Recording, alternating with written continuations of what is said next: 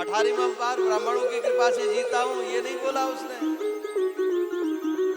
कहता है बोले तुम वही भगोड़े हो ना, मथुरा को छोड़ करके भागने वाले। मैं भगोड़ों के साथ युद्ध नहीं करता। अब वो जानता है कि एक बार तो जैसे तैसे ब्राह्मणों के आशीर्वाद से जीता हूं, कहीं से जीत में पानी नहीं फिर जाए, और फिरना तो निश्चित था। मैं तुमसे नहीं लड़ूंगा। और ये कौन है? बोले ये धनुर्धारी अर्जुन। अच्छा अर्जुन, अरे मल्ल युद्ध में तो वो भाई खूब बढ़िया पहलवान हो।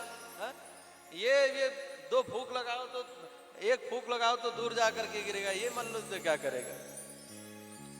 और ये कौन है मोटा ताजा हट्टा कट्टा? बोले ये भीम। अच्छा, तब यहाँ पर कहता है जरासंध, अर्जुनो न भवेद योद्धा। अर्जुन भी कोई योद्धा है मल्ल युद्ध का? अरे उसे तो तीर तीर चलवा लो। हा? मल्ल युद्ध इसके बस की बात नहीं है। हाँ, भीमस्तुल्यो बलो ममः। भीम जो है ना मेरे समान बल में है। हाँ, भीम के साथ मैं मल्ल युद्ध कर सकता हूं।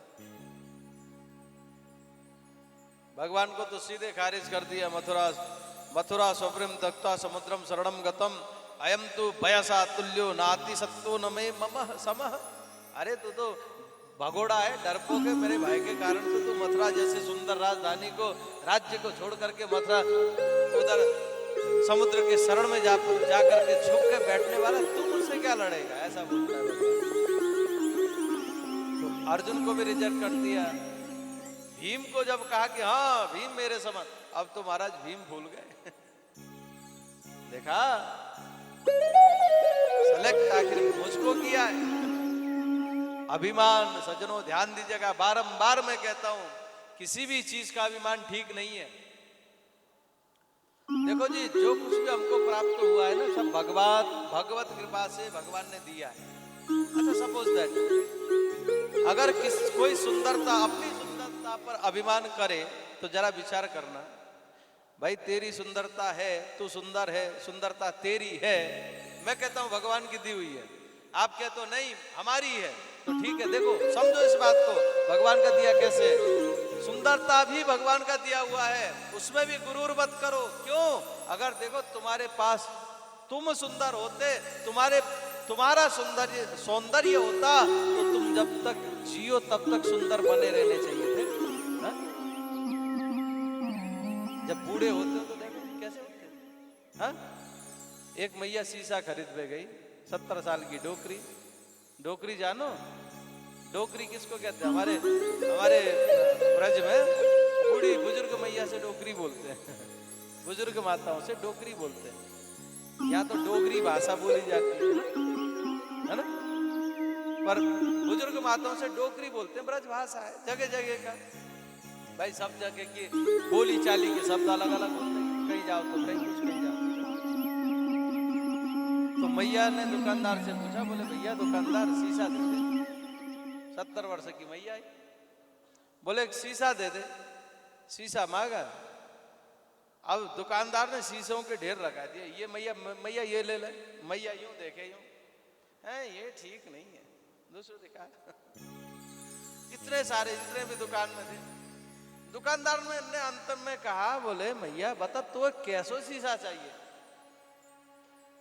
अब मैया बोले क्या बताऊं लाला, देख मैं पहले जो है शीशा लेती थी तो बड़ी मलूक दिखती थी, बहुत अच्छी दिखती थी।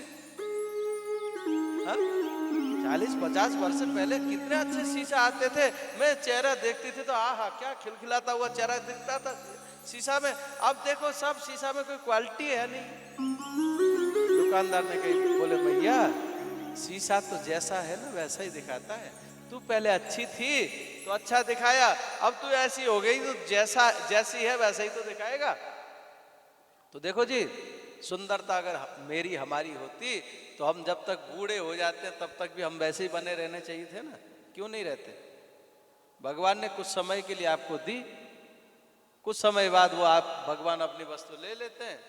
सब कुछ वही है, पर समझे कि नहीं? इसलिए अभिमान किसी भी चीज का, XYZ कहीं का भी ठीक नहीं। अब यहां थोड़ा बल का अभिमान भीम दादा को हो गया। देखा, मैं ही आखिर काम आया। भगवान ने विचार किया चलो कोई बात, युद्ध प्रारंभ हो गया सर, मल्ल युद्ध। और देखो जरासंध अतिथियों की सेवा भी करता है।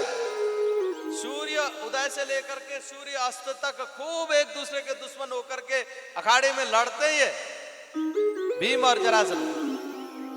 और जैसे सूर्यास्त हो गया, अतिथि धर्म का पालन करता है जरासंध और बढ़िया तेल लगा करके, लाओ भीम कहां पे दर्द हो रहा है बताओ, तेल मालिश करता है शरीर में, भीम के शरीर में। धर्म युद्ध। एक दिन, 2 दिन, 3 दिन, कई दिन हो गए सज्जनों। अब तो एक दिन इतनी ठुकाई करी जरासंध ने भीम की, बस अब तो ऐसा लगे सिर फट जाएगा, आज मैं मर जाऊंगा, अब मेरी सामर्थ्यता नहीं है युद्ध करने की। रात को जरासंध तो सो गया, चुपचाप भीम उठे, भगवान के पास पहुंचे, बोले प्रभु भाग चलो। बोले क्यों? बोले अब मेरे बस में नहीं है।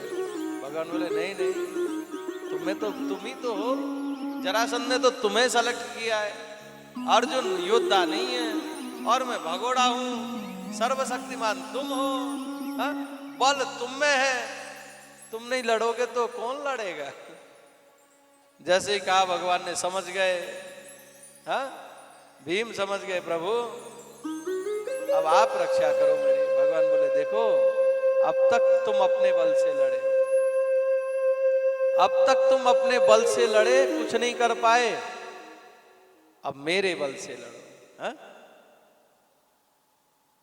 सज्जनों, भगवान ने कहा देखो कार्य तो तुम्हें करना पड़ेगा, पर अगर कार्य करते समय थोड़ा सा भी ध्यान मेरी ओर लगाओगे तुम्हारा कार्य सिद्ध हो जाएगा। यह सिद्धांत दिया और ऐसा ही किया है। लड़ते समय भीम से कहा कि जब लड़ो तो मेरी ओर देखना। हम लोग क्या करते हैं, कार्य तो करते हैं जैसे अपने से बिल्कुल करने वाला मान करके खूब करते हैं, परिश्रम भी करते हैं, पर वो हमारा करना बेकार है सज्जनों। अगर हमारा ध्यान भगवान की तरफ है और हम कार्य को करें तो सफलता भगवान देते हैं। और भीम दादा ने जैसे यूं देखा, भगवान ने एक तिनके को लिया और बीच में चिरा और 2 तरफ फेंक दिया। समझ गए भीम दादा समझ गए। पैर के ऊपर लिटाया उसको, जरासंध को पछाड़ा और एक पैर के ऊपर दूसरा, एक पैर उसके पैर के ऊपर अपना पैर रखा, एक पैर को हाथ से उठाया और चीर डाला सज्जनों और विपरीत दिशा में फेंक दिया। जरासंध का प्राणांत हो गया। और इधर जरासंध के पुत्र सहदेव को राजगादी पर आसीन किया है सज्जनों, उधर सभी राजाओं को बंधन से मुक्त किया है। ये कथा यहाँ पर बतलाई है। और पांडवों ने राष्ट्र यज्ञ किया। उस पांडवों के राष्ट्र यज्ञ में शिशुपाल का भगवान ने वध किया है, उसको सायुज्य मुक्ति प्रदान की है। ये कथा बतलाई। आइए एक प्यारा भजन भाव, उसके उपरांत हम सुदामा जी महाराज के चरित्र के दर्शन श्रवण करेंगे।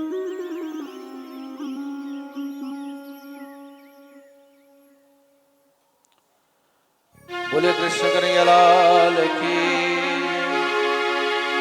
वृंदावन बिहारी लाल की जय, सर्वेश्वर भगवान की जय। एक नथा सिंह जी का बड़ा प्यारा पद है।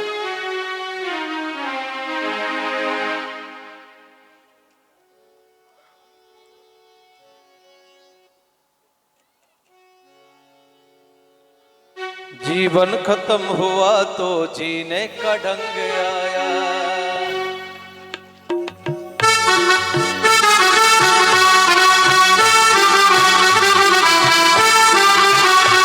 जीवन खत्म हुआ तो जीने का ढंग आया, जीवन खत्म हुआ तो जीने का ढंग आया। जब समा बुझ गई तो महफिल में रंग छाया, जब समा बुझ गई तो महफिल में रंग छाया।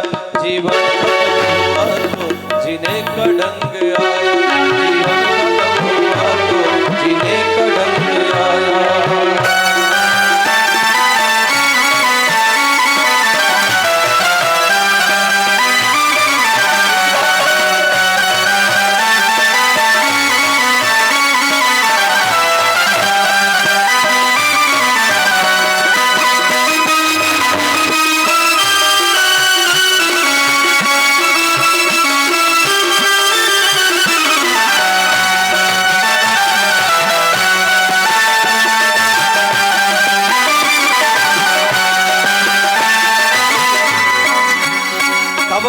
जब कृषि सुखानी, समय बीत काहे पछताई।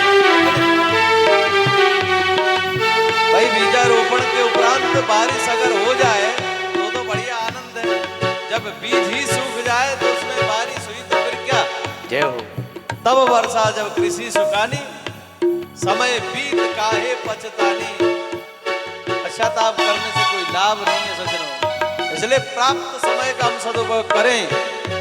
मन की मशीनरी ने तब ठीक चलना सीखा, मन की मशीनरी ने तब ठीक चलना सीखा, जब बूढ़ तन के हर एक पुर्जे में जंग आया, जब बूढ़ तन के हर एक पुर्जे में जंग आया।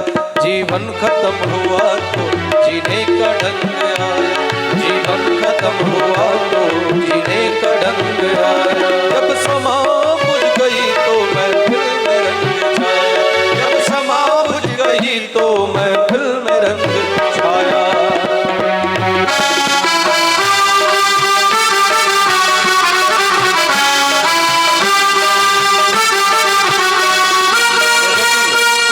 कहीं सफर कर रहा है तो समय से पूर्व पहुंचना पड़ेगा। हा?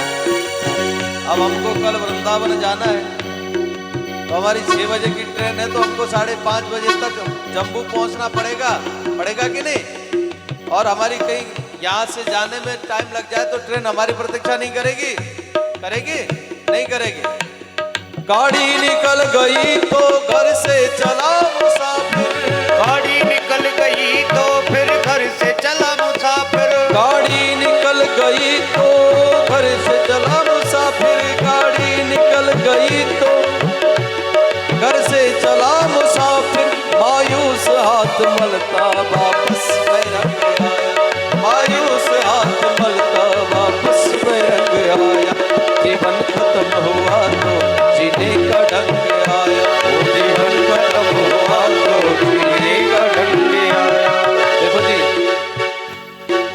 भगवान ने हमें वास्तविक श्वासें क्यों दी है पता है? भागवत का सिद्धांत क्या था? किम श्रेय शास्त्र सार का समतार प्रयोजना किम कर्मा। कर्म क्या था हमारा? भगवत भजन था ना। मनुष्य जीवन क्योंकि सशक्त साधनों का धाम है मनुष्य तन, इसलिए समय क्यों दिया भगवान ने, श्वासें क्यों दी? बोले सुमिरण के लिए। सुमिरण के वक्त में ना सुमिरण का वक्त निकला, सुमिरण के वक्त में ना सुमिरण का वक्त निकला। उस वक्त मांगा जब वक्त तंग आया, उस वक्त मांगा जब वक्त तंग आया, उस वक्त मांगा जब वक्त तंग आया, उस वक्त मांगा जब वक्त तंग आया। जीवन खत्म हुआ तो जीने का ढंग आया, जीवन खत्म हुआ तो जीने का ढंग आया।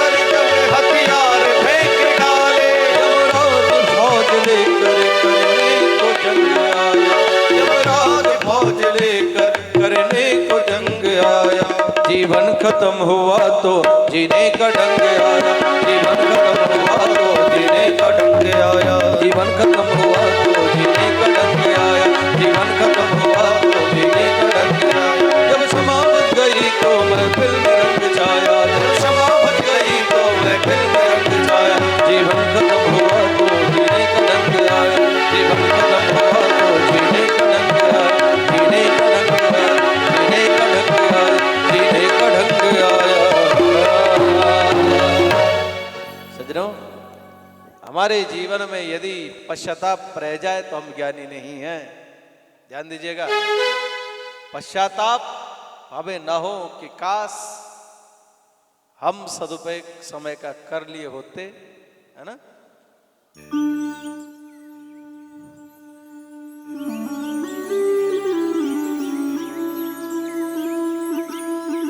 समय पे जो कार्य हो जाता है सज्जनों तो हो ही जाता है ना।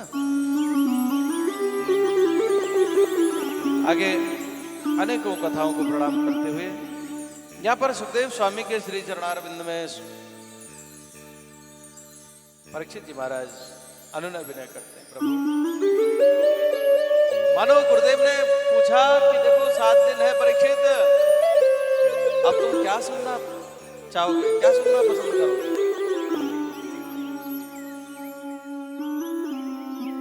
परीक्षित ने कहा, हे गुरुदेव, भगवान की लीला कथा इतनी प्यारी है कि ऐसा लगता है कि बस सुनते ही रहो।